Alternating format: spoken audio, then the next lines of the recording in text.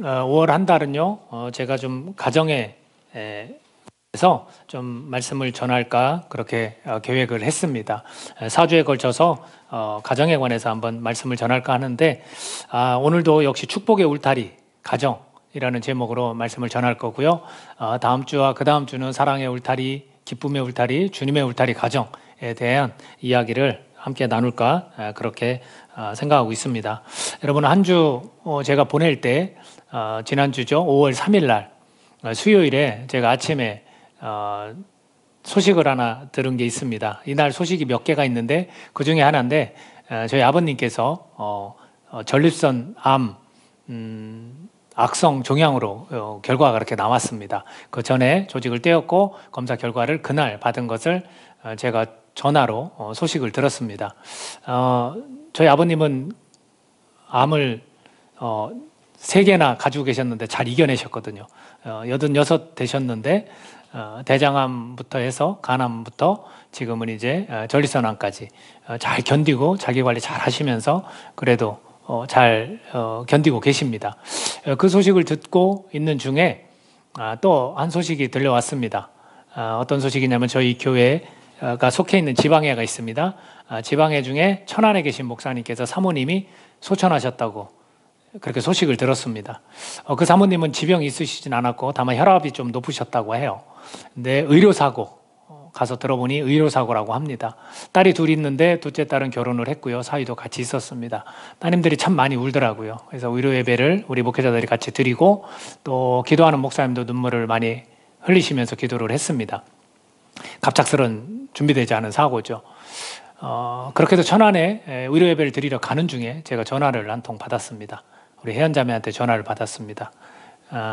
그동안 1년 반 넘게 기도했던 우리 김택상 권속께서 하나님의 부름을 받았다라는 소식을 제가 접해 들었습니다.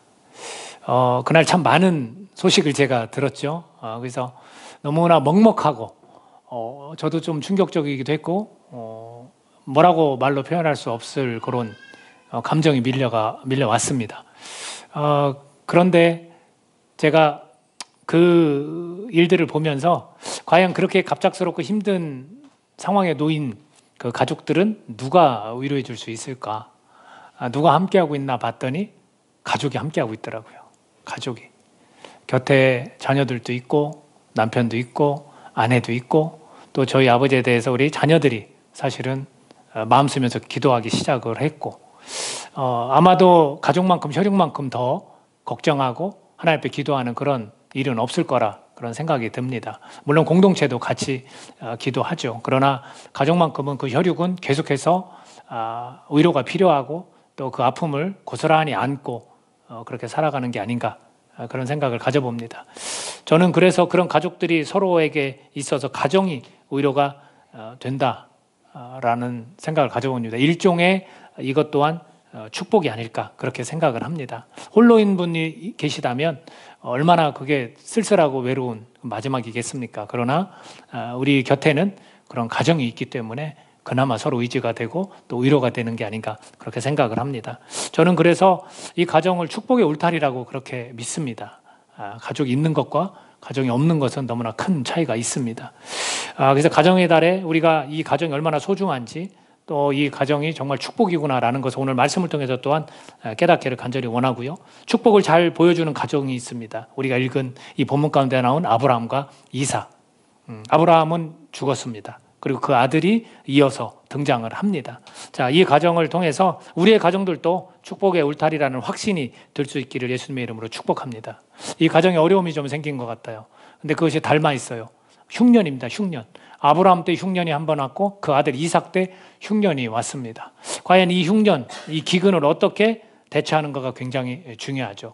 약간의 서로 대처한 부분이 다릅니다. 아브라함은 다른 땅으로 애굽이라는 곳에 내려가서 그걸 해결하려고 했고요. 이삭은 하나님께서 나타나셔서 내가 지시하는 곳에 그냥 있어라 라고 해서 그냥 그랄 그 땅에 그냥 머무르게 됩니다. 아마 이런 흉년이 아버지 때에도 아들 때에도 이런 흉년이 된 거 보니까 인생이 그런 것 같아요. 닮은 꼴이 있는 것 같습니다. 부모 세대와 자녀 세대 그 가운데 비슷한 환경에 처할 때가 분명히 있다라는 것을 또한 우리가 교훈으로 얻는 것 같습니다. 어찌 좋은 일만 있겠습니까? 그렇지 않은 일도 분명히 있고요. 또 그 세대에 따라서 비슷한 일이 분명히 생길 수 있다라는 것을 또한 보여주는 것 같습니다. 자, 아브라함이 죽었을 때 과연 이 가정이 어떻게 축복의 울타리인지를 보여주는 그런 한 구절이 있는데, 저는 이 구절을 보고 야, 이 복이 흐름이 있구나, 복이라는 것은 흘러가는 거구나라는 것을 알게 되었습니다. 우리가 읽지는 않았지만 25장 11절에도 이렇게 되어 있습니다. 아브라함이 죽은 후에 하나님이 그의 아들 이삭에게 복을 주셨고 이삭은 브엘라 헤로이 근처에 거주하였더라. 거주지는 다르지만 그 아브라함으로부터 복이 이삭에게 주어졌다라고 표현을 하고 있습니다. 아버지는 떠났지만 그 아들에게는 하나님의 복이 지금 이어져 갔다라는 거죠. 그래서 우리는 이 복이 자녀들에게 그대로 이어질 수 있는 것, 이것이 성경적이다라는 것을 우리가 꼭 기억해야 됩니다. 복은 이어집니다. 근데 그것이 어떤 복이냐에 따라서 또 다른 부분이 분명히 있을 겁니다. 저는 우선 이삭과 그 아브라함의 삶에 대해서 조금은 이야기를 나눌 건데, 이삭이 조금 더 분량을 좀 많이 차지하는 것 같습니다. 그렇다면 이삭은 복을 받을 만한 자인가를 한번 살펴보고 싶습니다. 이삭에 대해서 이야기한 여러 가지 부분이 있습니다. 이삭은 굉장한 충격을 받은 사람이에요. 어떤 충격을 받았냐면 아버지가 이 이삭을 번제로 하나님 앞에 드리려고 했어요. 장작이 막 이렇게 쌓여 있고 그 아들을 묶었습니다. 그리고 그 장작 위에 불에 태우려고 올려놓고 칼을 들고 죽이려 했습니다. 여러분, 아브라함을 봤을 때는 하나님이 네가 나를 경외하는 줄 이제 알았다. 아브라함은 시험 대상이었고 그 믿음을 보셨지만 이 아들은 무슨 잘못이 있습니까? 이 아들은 거기에 누워서 아버지가 칼을 듣고 자기를 쳐다보고 있는데 이 아들이 얼마나 놀랬겠습니까? 이삭은 그런 충격을 받았어요. 우리도 어렸을 적에나 가정에서나 충격을 받는 경우들이 있습니다. 근데 그 충격 속에서 머물러 있느냐, 아니면 그 충격을 오히려 내가 더 성숙하고 성장하는데 그것을 활용하거나 하나님이 그 충격을 싸매시고 그 충격 가운데 하나님이 나를 회복시켰다라는 믿음이 있느냐, 이것이 굉장히 중요합니다.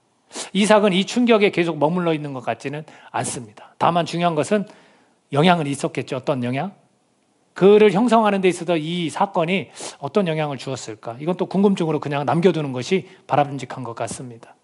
여하튼 이런 충격 속에서 우리도 가정 속에서 그런 충격을 경험하는 그런 일들이 종종 있습니다. 그러나 거기에 머물러 있어서는 안 된다라는 말씀을 우선 드리고 싶습니다.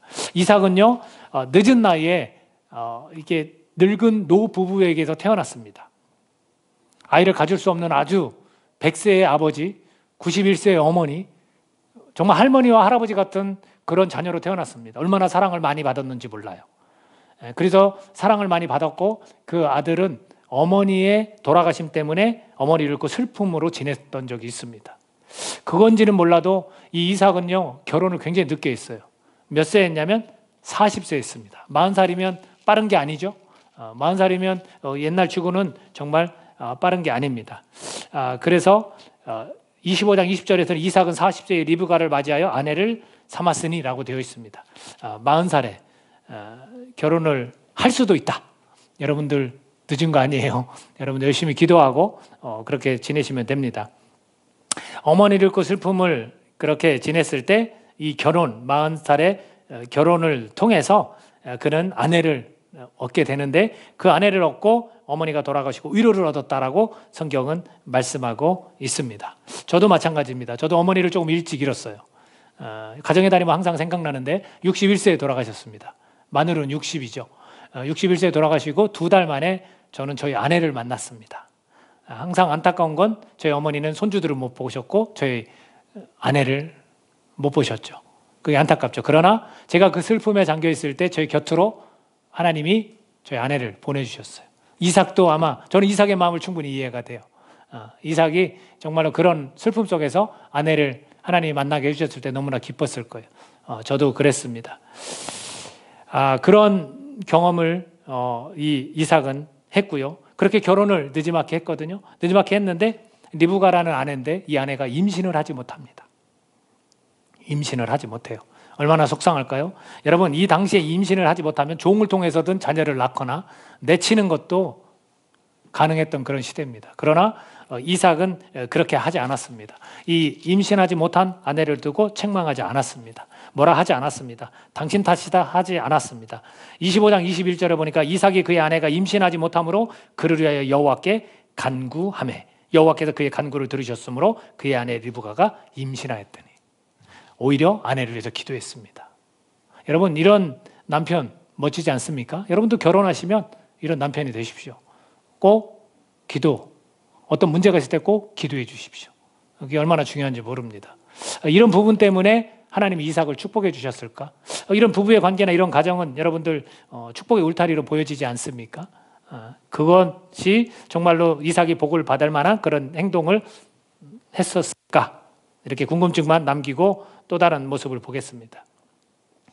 오늘 본문에 등장했지만 이삭이 하나님이 머무르라는 그 땅에 머물렀고 그 블레셋 왕 아비멜렉이라는 그 사람 곁에서 계속해서 지내는데 이삭이 두려움이 막 밀려왔습니다. 어떤 두려움이 밀려왔냐면 아내가 성경은 뭐라고 하냐면 리브가가 아리답다, 아름답다, 예쁘다 이렇게 표현을 한 거죠. 그렇기 때문에 그것을 속였습니다. 누이라고 속였습니다. 누가 닮지 않았습니까? 그의 아버지 아브라함과 아주 닮아 있습니다. 아브라함은 2번이나 속였습니다. 그러나 이삭은 그걸 줄여서 한 번만 속인 거로 등장을 합니다. 그 두려운 마음 때문에 자기가 죽을까 봐 거짓말을 한 거죠. 여러분 우리가 부모를 닮는 건 당연한 겁니다. 그래서 부모를 우리가 닮아갈 때 우리가 부모 앞에서 자라가는 게 아니라 부모 뒷모습을 보고 자란다 이렇게 이야기를 합니다. 부모가 말하는 말에 의해서 우리가 자라가지 않습니다. 부모가 얘기하는 걸 다 듣기 싫어합니다. 저희 아들도 그럽니다. 좋은 얘기를 해도 듣기 싫어합니다. 그러나 부모의 뒷모습은 보고 배웁니다. 아마 이삭도 뭐 그런 부분이 없지 않아 있지 않을까 그런 생각을 가져봅니다. 여러분들 부모님을 우리가 그 유전적인 거 분명히 있기 때문에 부모님을 미워하시면 안 됩니다. 부모님도 좋은 면이 있으면 좋지 않은 면도 있습니다. 좋지 않은 면은 본받으시면 안 됩니다. 그것은 버려야 되는 거고요. 좋은 면은 당연히 감사함으로 여러분 본받으셔야 되는 거예요. 다 나쁘진 않더라고요. 저도 참 속상한 삶을 살았는데 아버지의 그런 가정을 돌보지 못한 그런 부분 때문에 참 속상한 삶을 살았는데 나중에서 제가 주님을 만나고 깨달은 것이 뭐냐면 우리 아버지가 다 나쁜 분이 아니라는 거예요. 실수도 하고 죄도 졌지만 너무나 존경스럽고 좋은 부분이 분명히 있더라라는 겁니다. 그리고 제가 누굴 닮았겠습니까? 그분을 닮은 부분이 있다라는 거죠. 그러니까 우리가 우리 가정 속에서 우리 자녀들이 어버이날을 통해서 다시 한번 깨달을 수 있기를 바라요. 미워하시지 마세요. 자녀가 나를 볼 때도 똑같지 않습니까? 다만 우리가 주의해야 될 건 뭐냐면 자녀들이 내 뒷모습을 보고 있다는 거. 그러니까 우리의 말과 행동이 어떻게 삶을 살아가느냐가 굉장히 중요하다는 거. 그것을 기억할 수 있으면 합니다.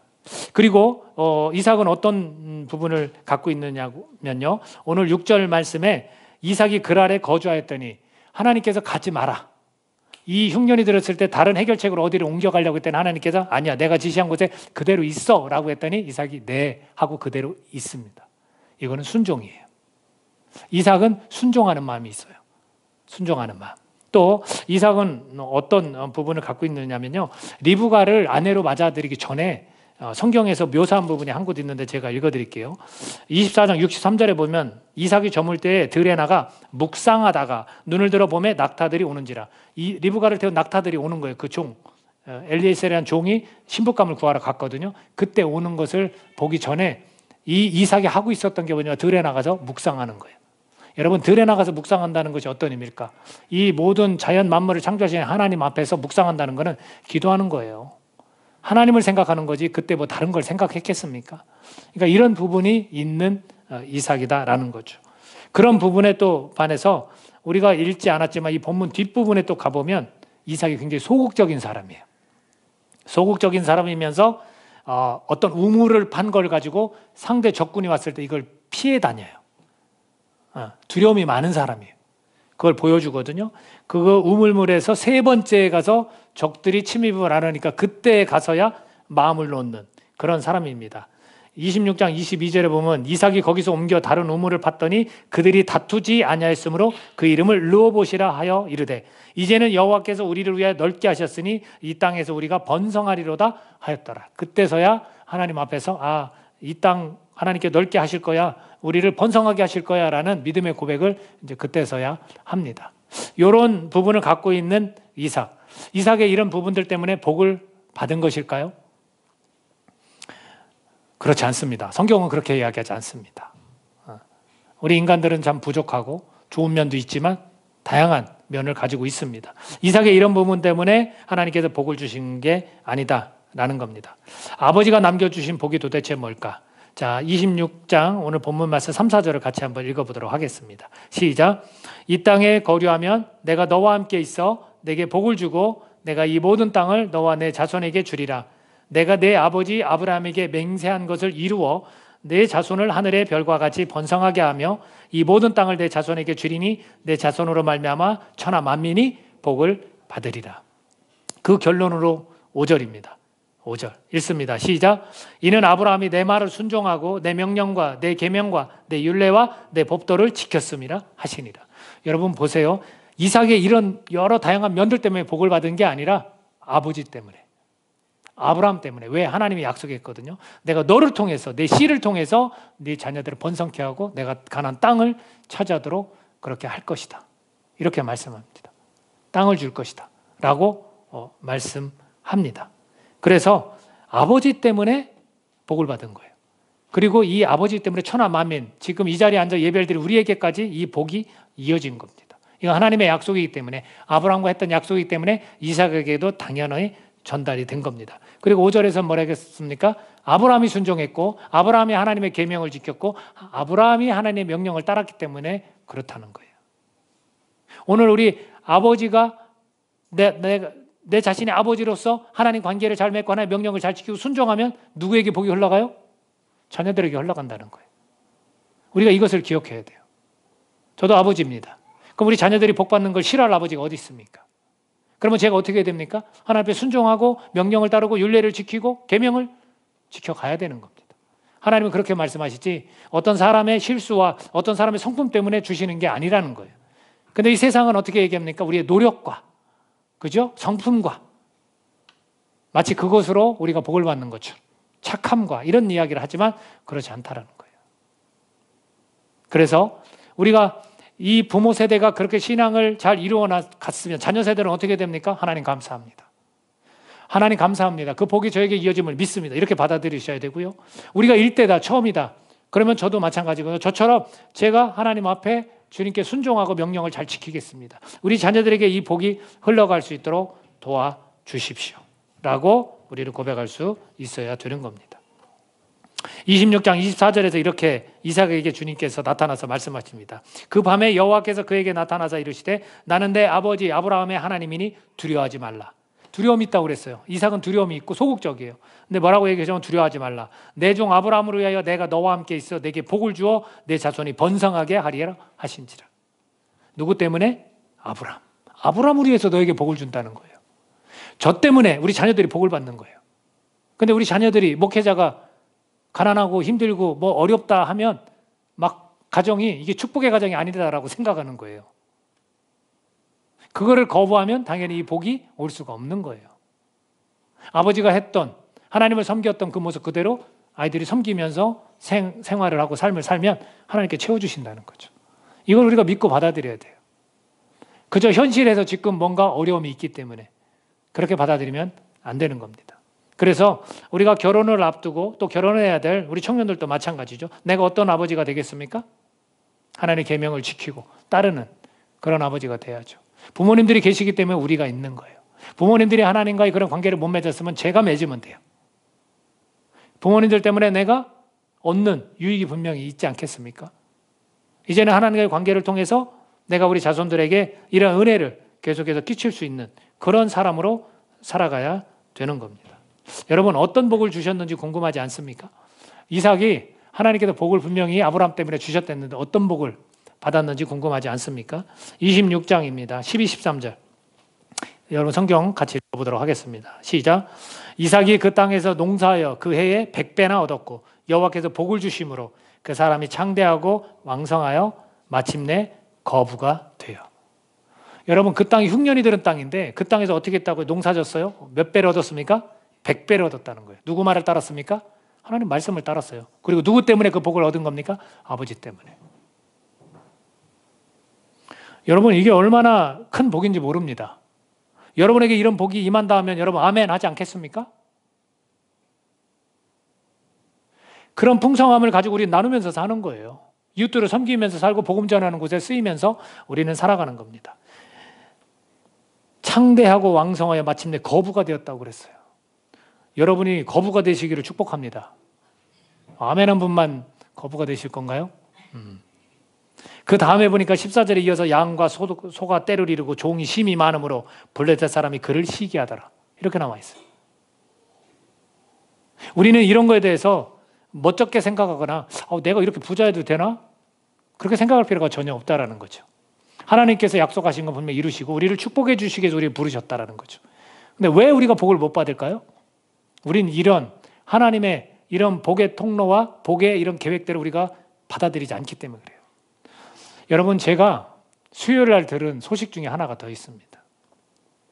제가 건강검진을 6개월마다 한 번씩 하는 사람이에요. 왜냐하면 나이 때문이가 아니라 병이 있기 때문에 만성 간염 때문에 검사를 하는데 항상 초음파를 검사를 하고 그 초음파로 췌장을 보고 간의 겉 상태를 보고 또 한 곳이 보는 곳이 있어요. 오래전부터 갖고 있었던 병인데 쓸개라는 담낭이라는 곳에 담석이 있습니다. 근데 그 담석이 오랫동안 제자리를 지키고 있어서 감사해요. 걔가 커지면 담낭을 바로 절단을 해야 됩니다. 근데 제가 그날 검진을 받았는데 수요일 아침입니다. 9시에 검진을 받았는데 제가 원래 2.44cm였어요. 근데 2.66cm로 커졌어요. 의사가 이야기하더라고요. 선생님 이거 0.3cm 남았거든요. 딱 3cm 되면 바로 제가 병원으로 옮겨드릴 겁니다. 그걸 바로 잘라야 된다는 거예요. 통증이 있건 없건. 근데 제가 요즘 사실은 간헐적으로 계속 명치가 아팠거든요. 등 쪽하고. 근데 그게 원인이다라는 결론을 저희 아내하고 내렸죠. 근데 거기에 있는 담석이 우선은 제가 병원에 가서 지금도 사실은 절제를 해도 됩니다. 이게 통증이 오기 전에 하는 게 좋다고들 하더라고요. 경험해 본 분들이. 그래서 그렇게 큰 수술은 아니고 복강경으로 해서 이걸 잘라내서 배꼽에 있는 것으로 빼내는 겁니다. 근데 그 특징이 있어요. 그래서 제가 먼저 병원에 가기 전에 기도를 하기로 마음먹었죠. 그래서 제가 이쪽에 손을 얹고 이제 기도를 하는데 하나님, 이 담낭, 이 쓸개 안에 있는 담석을 녹여주십시오. 녹여주십시오. 그게 녹아져야 줄어들거나 배출이 되는 거지 파쇄하거나 이런 방법들이 없더라고요. 그래서 제가 그렇게 기도하거든요. 뭐 녹여주시지 않아도 감사는 해요. 근데 그 특징이 뭐예요? 딱딱한 거예요. 딱딱한 거. 여러분, 우리가 왜 축복을 못 받는지 아십니까? 이런 하나님의 말씀을 우리가 이 마음의 딱딱함으로 안 받아들이는 거예요, 여러분. 이 마음이 부드러워야 돼요. 그래서 이 말씀들이 그대로 나에게 심겨져야 돼요. 아멘. 하나님이 나를 축복해 주십니다. 아멘. 내가 하나님의 명령에 순종하고 계명을 따르겠습니다. 그러면 나뿐만 아니라 내 자손들까지 하나님 축복해 줄로 믿습니다. 아멘. 이렇게 부드러운 마음으로 이걸 받아들여야 하는데 우리가 신앙인이면서 이 마음이 자꾸 딱딱해지는 거예요. 딱딱하니까 그게 병이 되고 아픈 거거든요. 마찬가지로 우리가 이 딱딱한 마음을 가지고 하나님의 말씀을 받으면 우리가 이런 축복을 받을 수가 없습니다. 하나님은 복을 주시기 원해서 우리와 함께 하십니다. 여러분 보세요.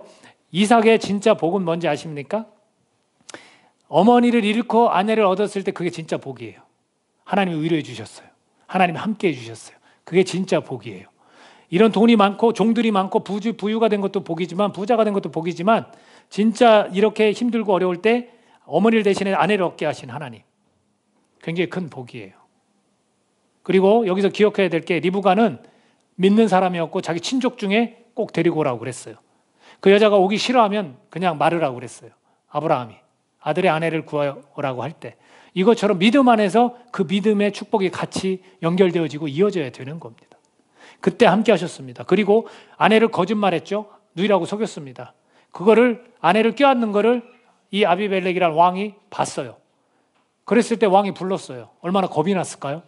속인 걸 들켰으니까. 그랬는데 어떤 일을 겪었습니까? 아비멜렉이 모든 백성에게 명령했습니다. 이 사람이나 그의 아내를 범하는 자는 죽이리라. 완전히 하나님께서 아비멜렉을 통해서 이 거짓말을 했지만 완전히 보호해 주신 거예요. 마치 아브라함이 2번이나 거짓말했지만 그걸 통해서 물질을 얻은 것처럼 하나님이 그렇게 우리의 거짓말을 통해서 선을 이루셨어요. 하나님이 함께 하시는 거예요. 이게 얼마나 귀한 일인지 모릅니다. 그리고 우리가 읽었던 12절에서 이삭이 그 땅에서 농사하여 그의 100배나 얻었고 여호와께서 복을 주심으로. 하나님께서 함께 하셨기 때문에 이런 100배의 결실을 맺을 수 있는 거예요. 딱딱한 마음을 갖고 있으면 결실을 맺지 못합니다. 우리의 마음이 성령님 내 마음을 부드럽게 해주십시오. 이 말씀을, 이 축복의 말씀을 받을 때 내 마음이 딱딱해지지 않기를 원합니다. 마음과 생각이 연결돼서 자꾸 이걸 의심해요. 아니요, 여러분 그냥 받아들이셔야 돼요. 믿습니다. 고백하셔야 돼요, 입술로. 이런 하나님의 함께 하심이, 이삭과 이렇게 함께 하심이 실제로 진정한 복이 아니겠습니까? 저는 우리 가운데 이런 물질의 복을 받는 분이 생겨나기를 원합니다. 이런 복이, 건강의 복이 여러분들 가운데 임하기를 원합니다. 우리가 하나님이 좀 높여주셔서, 내가 낮아질 때 하나님이 날 높여주신다 했거든요. 정말로 내가 명예를 얻는 그런 복을 통해서 하나님만을 높이는 자가 되기를 원합니다. 내가 정말로 섬김을 잘하는 사람, 정말 예수님처럼 섬김의 삶을 사는 자의 복을 얻기를 원합니다. 내가 정말로 사역을 잘 감당할 수 있는 그런 복을 얻기를 원합니다. 여러분 어떤 복일지는 모르지만 분명히 우리를 하나님이 축복해 주시고 그 이 가정을 통해서 하나님께 축복의 울타리로 사용해 주실 줄로 믿습니다. 그걸 꼭 기억하십시오. 부모님의 세대에 그렇게 신앙을 가지셨던 분 얼마나 여러분이 감사해야 되는지 모릅니다. 근데 자꾸 원망하고 자꾸 불평해요. 뭐가 그렇게 못마땅합니까? 그 마음이 딱딱하니 그게 축복이 임합니까? 그리고 부모님이 그렇게 못 살았다고 해서 여러분 속상할 것도 없어요. 내가 지금 시작하면 돼요. 우리도 가정을 꾸릴 거고 그 가정 안에서 하나님과의 관계를 통해서 우리 자손들이 그런 축복을 받지 않겠습니까? 이게 바로 하나님과의 우리 관계 속에서 이런 거룩함으로 더 행복한 가정, 이렇게 살아가는 거예요. 그게 그리스도인의 삶이고 가정입니다. 왜 그리스도는 맨날 가난하고 아픈 병을 앓으면서 살아가야 됩니까? 아니에요. 그렇지 않아요. 우리가 이런 축복을 하나님께서 허락하셨음에도 불구하고 우리가 그런 가정을 만들지 못하기 때문에, 예전에 받았던 그 상처와 충격 속에도 계속 머물러 있기 때문에, 축복의 울타리인데 가정이, 우리는 그것을 하나님께서 섭리로 이렇게 이루어 가신다라고 받아들이지 않기 때문에 그래요. 모든 것이 다 하나님으로부터 시작됩니다. 복의 근원 되시는 하나님, 그분을 더 의지하고 그분을 더 바라볼 수 있는 저와 여러분이 되시기를 축복합니다. 축복의 울타리예요. 이제 시작이에요. 이제 시작. 여러분이 좀 더 행복한 가정, 세상이 말하는 행복한 가정보다 더 거룩한 백성으로서 더 행복한 가정을 이루시기를 바랍니다. 이걸 회복하시길 바라요. 그래서 부모님들이 여지껏 살아오신 걸 가지고 여러분 감사하세요. 어버이날도 다가오고 여러분들이 좀 감사했으면 좋겠어요. 그리고 자녀들한테 너무 미안한 마음, 저도 사실은 우리 자녀들한테 좀 미안한 마음이 있지만 이젠 그런 마음 안 가질 거예요. 왜? 제가 복을 자녀들에게 전해주니까. 그렇죠? 미안할 게 없습니다. 제가 더 열심히 하나님 말씀에 순종하고 따라서 우리 자녀들에게 그 복이 흘러갈 수 있도록 그렇게 살면 되는 겁니다. 미안할 거 없습니다. 저와 여러분이 이런 정말 거룩한 가운데 하나님과의 관계 속에서 이런 행복한, 더 행복한 가정을 만들어가는 축복의 울타리 가정이 되시기를 예수님의 이름으로 축복합니다. 기도합니다.